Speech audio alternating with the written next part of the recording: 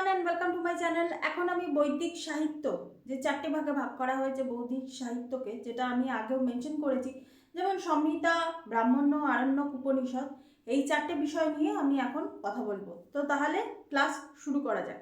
প্রথমে হচ্ছে বৈদিক সাহিত্যের মধ্যে সংহিতা। সংহিতার কথাটা ঋক, সাম, যজু, অথর্ব এই চারটে বেদের সঙ্গে সংহিতা কথাটা যুক্ত। কেন? এটা হচ্ছে পৃথিবীর সবচেয়ে প্রাচীনতম, মানে বেদের সবচেয়ে সাহিত্যের মধ্যে সবচেয়ে প্রাচীনতম অংশ। এখানে কি কি আছে? এখানে আছে মন্ত্র, আছে স্তোত্র, আছে এবং দেবতাদের কাছে প্রার্থনা আছে। আমি আগেই বলেছি যে সেই সময় মানুষ প্রকৃতির সঙ্গে লড়াই করে পারতো না, আজও পারে না। তো সেই প্রকৃতির সঙ্গে লড়াই করতে গিয়ে, মানে লড়াইটা নিজেদের থেকে না করে তারা যেটা করত সেটা হচ্ছে যে বিভিন্ন রকমের দেবতাদের তারা পুজো করত।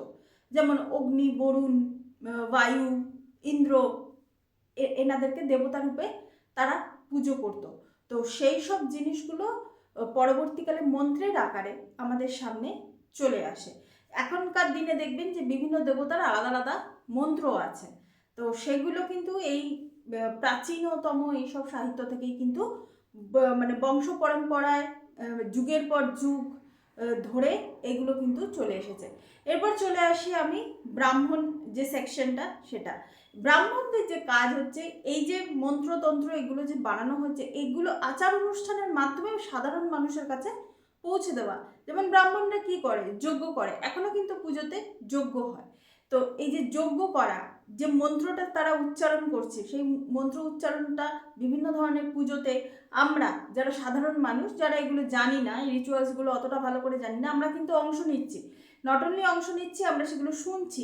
যেমন খুব সাধারণ একটা উদাহরণ, যখন অঞ্জলি দেওয়া হয়, দুর্গাপুজো অষ্টমী অঞ্জলি হোক বা সরস্বতী পুজোয় অঞ্জলি হোক, এই যে না খেয়ে আমরা যে অঞ্জলি দিচ্ছি, যে মন্ত্রগুলো কানে আসছে, ওগুলো কিন্তু আমাদের সাধারণ মানুষের জন্য কিন্তু এই মন্ত্রগুলো আমাদের কানে আসছে, এবং সেই জিনিসগুলো কিন্তু এখানে বলা হয়েছে।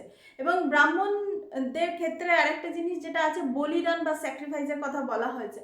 এখানে স্যাক্রিফাইস বলতে তারা নরবলির কথা বলেছেন না, মানুষকে মানে নিজেদের জীবনটাকে উৎসর্গ করা, যেটা বলা হয় যে তুমি প্রকৃতির কাছ থেকে যেটা পাচ্ছ সেটা তোমাকে প্রকৃতিকে রিটার্ন করতে হবে, সেই ধরনের স্যাক্রিফাইসের কথা বলেছেন কি না আমি কিন্তু সেটা জানি না।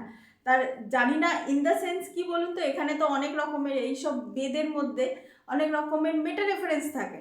বলিদান মানে হচ্ছে আমরা নর্মালি যেটা কি ভাবি যে তখনকার দিনে যেটা নরবলি দেওয়া হতো। তো আমি মেটা রেফারেন্স হিসাবে তার আন্ডারটোনে যেটা যে স্যাক্রিফাইসের কথাটা বলা হচ্ছে, যে তোমার জীবনটা কিছু না কিছুর মধ্যে উৎসর্গীকৃত থাকবে।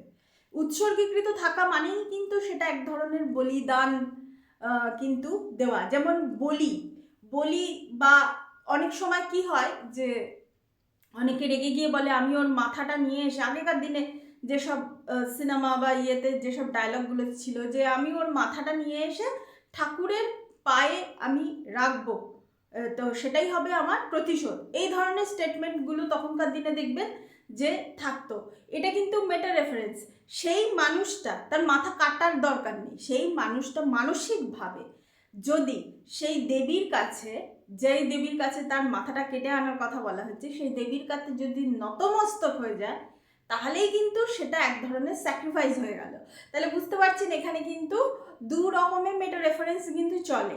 তো এই জিনিসগুলো কিন্তু স্টুডেন্টদেরকে বুঝতে হবে যে না, বেদে ব্রাহ্মণ মানে বলিদান বা স্যাক্রিফাইসের কথা বলা হয়েছে মানে নরবলি। হ্যাঁ, আক্ষরিক অর্থে সেটা নরবলি, কিন্তু মেটা রেফারেন্সটাও কিন্তু বুঝতে হবে। সেই বোঝার বয়সটা যারা ইউপিএসসি যারা দেবেন, সেই বয়সটা কিন্তু তাদের এখন হয়ে গেছে। তো এটাই ছিল আমার বলার বক্তব্য। এরপর চলে আসি আমি আরণ্যকে। আরণ্যক জিনিসটা হচ্ছে খুব ইন্টারেস্টিং জিনিস এই বৈদিক সাহিত্যের মধ্যে। আরণ্যকে মূলত একটা ব্রিজ হিসাবে ব্যবহার করা হয়। ব্রিজটা কি না, এই যে ব্রাহ্মণদের যে আচার অনুষ্ঠান আর উপনিষদ, উপনিষদের যেসব চরম বাস্তবতার কথা যেটা বলে উপনিষদ, সেই এই দুটোর মধ্যে একটা সংযোগ সাধন করা, ওইটা করে হচ্ছে আরণ্যক। মানে সেটাই হচ্ছে একটা ব্রিজ তৈরি করে। তো এখানে আরণ্যকদেরকে মূলত আরণ্যক কথাটাকেই বলা হচ্ছে বর্তমান যুগে বন গ্রন্থ বলা হয়। আর আরণ্যক মানে কিন্তু ক্রান্তিকাল। ক্রান্তিকাল মানে হচ্ছে এবার কোনো কিছু পরিবর্তনের সময় এসে গেছে, এবার কোনো কিছু, কোনো সিস্টেম, আমি যদি একদম ইউপিএসসি ক্লাস, তো আমি ইউপিএসসির ভাষাতেই বলছি, কোনো সিস্টেম দীর্ঘদিন ধরে চলতে চলতে আস্তে আস্তে পচনশীলের দিকে যাচ্ছে। যদি তারা পরিবর্তিত হয় নিজেদের থেকে তাহলে তো ঠিক আছে, যদি না হয় তাহলে যে একটা ক্রান্তির দরকার, সেই ক্রান্তির কথাই কিন্তু এখানে এই আরণ্যকের মধ্যে কিন্তু বলা হয়েছে। ওই জন্য আরণ্যক মানেই হচ্ছে এখানে ক্রান্তিকালীন অবস্থার কথা আরণ্যককে বলা হয়। এরপর যদি আমি চলে আসি উপনিষদের কথা, উপনিষদ হচ্ছে বেদের একদম শেষ অংশ, বেদ যুক্ত অন্ত, বেদান্ত। উপনিষদকে বেদান্ত বলা হয়। একদম মানে শেষ অংশ, এখানে বাস্তব জীবনের কথা সবসময় বলা হচ্ছে। বাস্তব জীবন মানে যেটা আমাদের জীবন আমাদের যেটা শেখায়, দেখবেন আমরা পরিবারের থেকে যতটা না শিখি তার থেকে বেশি জীবন আমাদের যেটা শেখায়, মানে বিভিন্ন পরিস্থিতিতে আমি কিভাবে যাব, সেই পরিস্থিতিটা, এই সিচুয়েশনের মধ্যে আমি এই সিচুয়েশনটাকে আমি কিভাবে হ্যান্ডেল করব, তো এই সব জিনিস নিয়ে কিন্তু হচ্ছে উপনিষদ। এই উপনিষদ কিন্তু এইসব জিনিসের কথাই বলা হয়।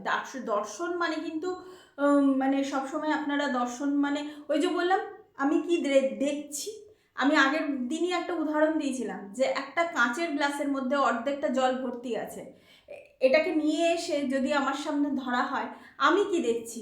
আমি কি বলবো যে অর্ধেকটা খালি, আর অর্ধেকটা খালি বলবো না অর্ধেকটা ভর্তি বলবো?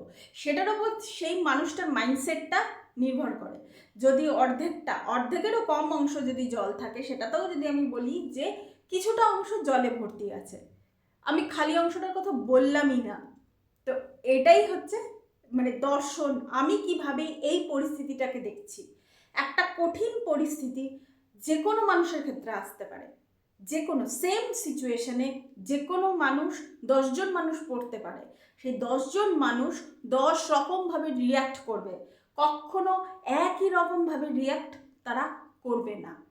তো এটাই হচ্ছে উপনিষদের মূল বক্তব্য। তবে আর একটা জিনিস, ওভারল্যাপিংয়ের সঙ্গে উপনিষদের একটা সম্পর্ক আছে, কারণ উপনিষদের আমি আগেই বলেছি যে বিবর্তন হতে হতে হতে বেদ তো অনেক দিন ধরে লেখা হচ্ছে, সেই বিবর্তন হতে হতে অনেক লেখা হারিয়ে গেছে। তখন কি করেছেন পরবর্তীকালে যারা সেগুলোকে কম্পোজ করেছেন, তখন কি করেছেন উপনিষদের কিছু অংশ, এই যে বাকি যে সাহিত্যগুলো আছে না, সংহিতা, আরণ্যক, উপনিষদ, এই ব্রাহ্মণ আর আরণ্যক, এই যে বাকি যে তিনটের মধ্যে, ওগুলো কিন্তু দৃশ্যমান, ওগুলো কিন্তু দেখা যায়। উপনিষদের অংশগুলো কিছু কিছু জিনিস ওখানে দিয়ে দেওয়া হয়েছে। তো এইটা একটা আমি বলবো যে যেহেতু বেদের একদম শেষ অংশ, সেই হিসাবে বলবো যে ওভারল্যাপিং ব্যাপারটা একটুখানি মানে কেমন যেন একটা লাগে। তো যাই হোক, যেটা আছে সেটা আছে। তো এটাই ছিল বৈদিক সাহিত্য নিয়ে মূল বক্তব্য। তো এটাই ছিল আমার ভিডিও। আশা করছি এই সেকশনটাকে আর রিক্যাপ করার দরকার নেই। তবু বৈদিক সাহিত্যের 4টে অংশ, সংহিতা, ব্রাহ্মণ্য, আরণ্যক, উপনিষদ, এখান থেকে কিন্তু কোয়েশ্চেন্স আসতে পারে। সো মানে জেনারেল নলেজ হিসাবে, জেনারেল নলেজের পার্সপেক্টিভ থেকে আমি বলছি, আমি কিন্তু পুরোপুরি সিলেবাস অনুযায়ী কিন্তু এগোচ্ছি। আমি কিন্তু কোনো এক্সট্রা কিছু এফর্ট, যদি কারোর ইনডেপথ নলেজের যদি কারোর দরকার পড়ে, বিভিন্ন রকমের বই আছে, তারা সেগুলো থেকে নিজেদের নোটস তারা বানাতেই পারেন, এটাতে কোনো অসুবিধা নেই। তো thank you so much. That's all. Please keep watching and please subscribe my channel. Till then, goodbye.